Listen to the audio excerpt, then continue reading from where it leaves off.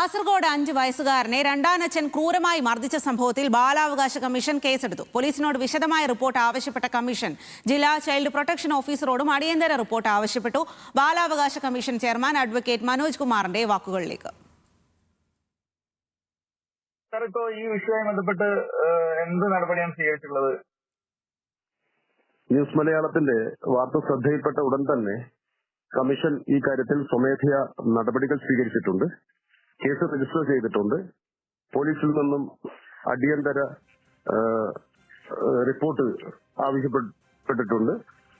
പിന്നെ അതിനകത്ത് ജില്ലാ ചൈൽഡ് പ്രൊട്ടക്ഷൻ ഓഫീസറോടും മറ്റും റിപ്പോർട്ട് സമർപ്പിക്കാൻ വേണ്ടി നിർദ്ദേശം നൽകും.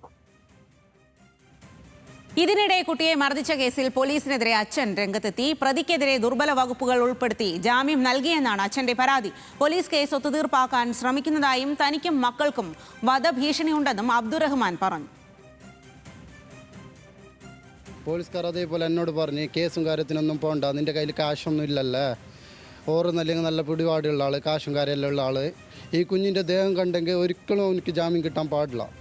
ഈ കുഞ്ഞിൻ്റെ ദേഹം കണ്ടെങ്കിൽ അത്രക്കും ബുദ്ധിമുട്ടുണ്ട് കുഞ്ഞിക്ക്. എന്നിട്ടും പോലും ജാമ്യം കിട്ടുന്ന വകുപ്പ് മാത്രമേ പോലീസുകാർ ഇട്ടിട്ടുള്ളൂ. അതുകൊണ്ട് ഞങ്ങൾക്ക് നല്ലോണം ബുദ്ധിമുട്ടുണ്ട്.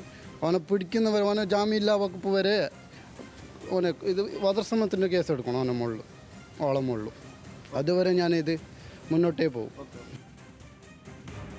രതീഷ് വാസുദേവൻ കൂടുതൽ വിവരങ്ങളുമായി ചേരുകയാണ്. രതീഷ്, എന്തായാലും ബാലാവകാശ കമ്മീഷൻ ഇക്കാര്യത്തിൽ നടപടി സ്വീകരിച്ചിരിക്കുന്നു. പക്ഷേ ഈ ജാമ്യം നൽകുന്നു എന്ന് പറയുന്നതിനാണ് കുട്ടിയുടെ അച്ഛൻ അതിനെതിരെയാണ്. കാരണം നമ്മളൊക്കെ ഇന്നലെ ആ ദൃശ്യങ്ങൾ കണ്ടതാണ്, എത്രമാത്രം അതിക്രൂരമായിട്ടുള്ള മർദ്ദനമാണ് ഉണ്ടായത് എന്നുള്ളത്.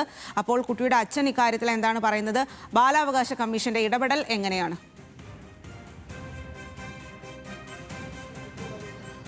സ്വാതി, തീർച്ചയായും ഇതിൽ വലിയ തരത്തിലുള്ള ഇടപെടൽ നടത്തിയിരിക്കുന്നു ബാലാവകാശ കമ്മീഷൻ എന്നാണ് മനസ്സിലാകുന്നത്. ഇത് സംബന്ധിച്ച് സ്വമേധയാ കേസെടുത്തിട്ടുണ്ട്.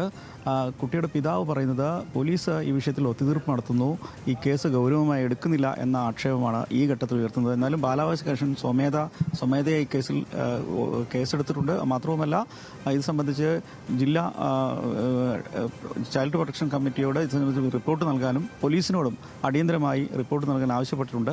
എന്തായാലും കുട്ടിയുടെ പിതാവ് ഉന്നത പോലീസ് ഉദ്യോഗസ്ഥരെ സമീപിക്കാൻ തന്നെയാണ് ഈ ഘട്ടത്തിൽ തീരുമാനിച്ചിട്ടുള്ളത്. ഒത്തുതീർപ്പിന് ശ്രമിക്കുന്നു എന്ന ആക്ഷേപവും ഈ ഘട്ടത്തിൽ ഉയർത്തുന്നു. അതിനിടയ്ക്കാണ് ബാലാവകാശ കമ്മീഷൻ കേസെടുത്തിട്ടുള്ളത്. ശരി രതീഷ്.